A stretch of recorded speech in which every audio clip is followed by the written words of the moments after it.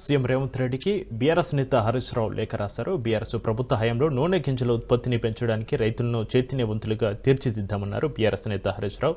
సమయానికి రైతు బంధుతో పాటు సబ్సిడీలు అందజేసి నూనె గింజల పంటలను సాగు చేసేలా ప్రోత్సాహం కల్పించామన్నారు. సాగునీటి ఇబ్బందులు రాకుండా చర్యలు తీసుకున్నామని లేఖలో వెల్లడించారు హరీష్ రావు.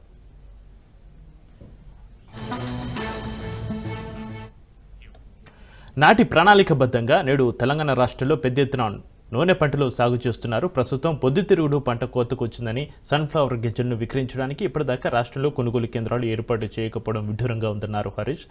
దళారులకు విక్రయించడం వల్ల క్వింటాకు 1000 నుంచి 2000 రూపాయల వరకు నష్టాన్ని చవిచూడాల్సిన దుస్థితి రైతులకు కలిగిందన్నారు. వెంటనే రాష్ట్ర ప్రభుత్వం రాష్ట్ర వ్యాప్తంగా సన్ఫ్లవర్ కొనుగోలు కేంద్రాలను ఏర్పాటు చేయాలని రైతుల పక్షాన తాను డిమాండ్ చేస్తున్నానని చెప్పారు. కాంగ్రెస్ అలసత్వం కారణంగా తెలంగాణ వ్యవసాయం తిరోగమన దిశలో పయనిస్తుంది అన్నారు. ఎన్నికల కొడుతూ రైతుల కష్టాలకు ముడిపెట్టకుండా ఒక ముఖ్యమంత్రిగా బాధ్యతాయుతంగా వ్యవహరించాలని విజ్ఞప్తి చేస్తున్నట్లుగా హరీష్ రావు లేఖలో తెలిపారు.